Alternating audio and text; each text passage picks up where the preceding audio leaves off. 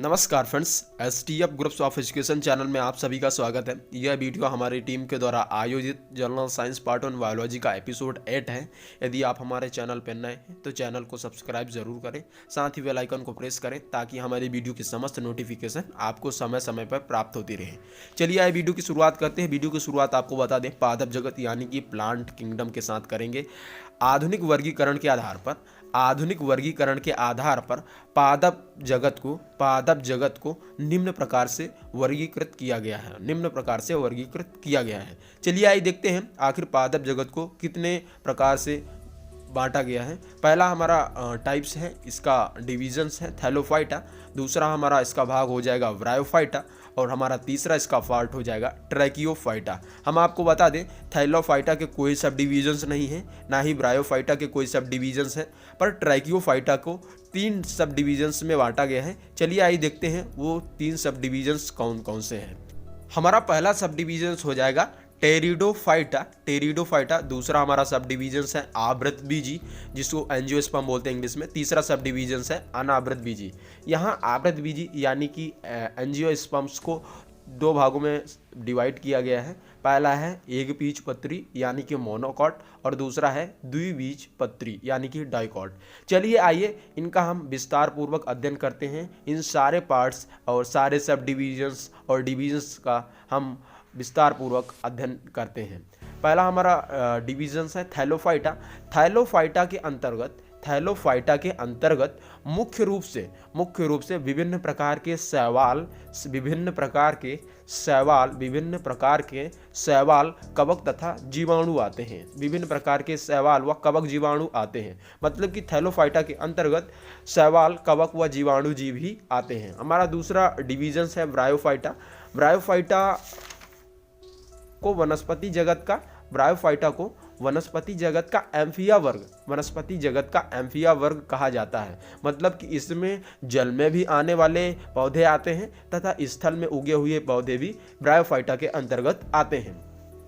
Bryophyta का कुछ main facts हैं। इसे प्रथम स्थलीय पौधा माना जाता है। ब्रायोफाइटा के अंतर्गत आने वाले पौधे को इसे प्रथम स्थलीय पौधा माना जाता है। हमारा अगला फैक्ट्स है ब्रायोफाइटा का। इस वर्ग का सबसे बड़ा पौधा डोसोनिया तथा सबसे छोटा पौधा जियोप्सिस है। ये कई बार एग्जाम में पूछा जाता है कि ब्रायोफाइटा के अंतर्गत आने वाला सबसे बड़ा पौधा डोसोनिया तथा सबसे छोटा पौधा जियोप्सिस है। संवहन तंत्र का ना होना ब्रायोफाइटा का विशिष्ट लक्षण है। चलिए आइए देखते हैं हमारा तीसरा पार्ट है ट्रैकियोफाइटा। ट्रैकियोफाइटा में उन पौधों को सम्मिलित किया गया है जिसमें संवहन ऊतक पाए जाते हैं, जिनमें संवहन पुल यानी कि संवहन तंत्र एक प्रकार से कहें तो वो पाए जाते हैं। वस्कुलर वंडल्स इंग्लिश में वस्कुलर सिस्टम्स पाए जाते हैं। उसके अंतर्गत आने वाले पौधे वो ट्रैकियोफाइटा में आते हैं। ट्रैकियोफाइटा को 3 सब डिविजन्स में बांटा गया, आपको हम पहले ही दिखा चुके हैं। हमारा पहला सब डिविजन है टेरिडोफाइटा।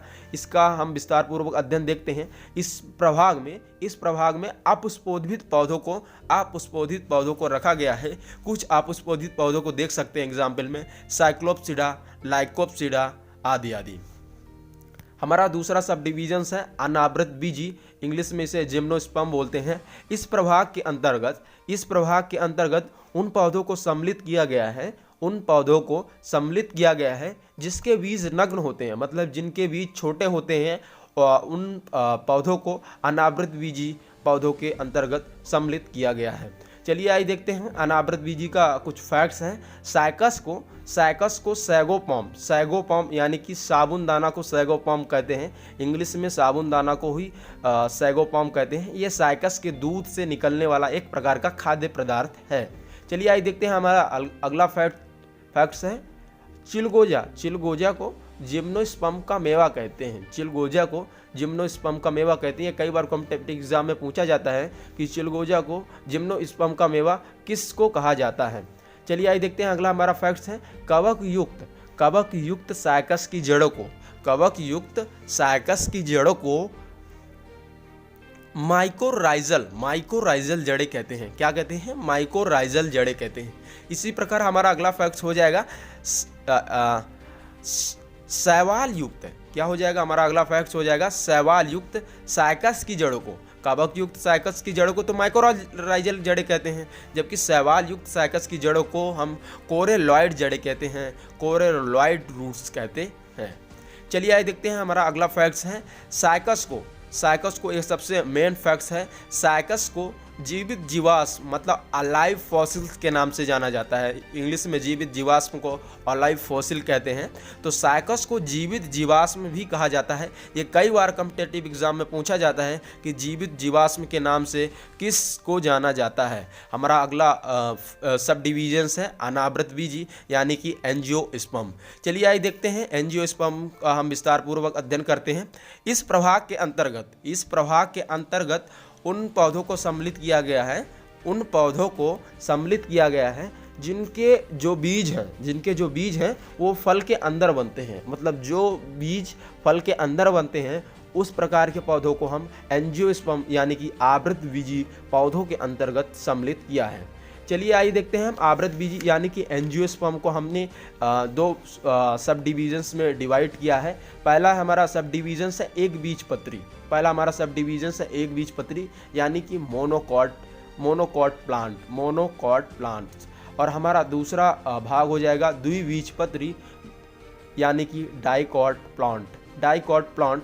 आखिर दोस्तों हम एक बीजपत्री के अंतर्गत किस प्रकार के पौधे आते हैं एग्जाम्पल में देख लेते हैं। जैसे लहसुन, प्याज, मक्का वो एक बीजपत्री पौधे के अंतर्गत आने वाले पौधे हैं। इसी प्रकार द्विबीजपत्री पौधों के अंतर्गत आने वाले पौधे हैं मूली, सलजम, भिंडी आदि।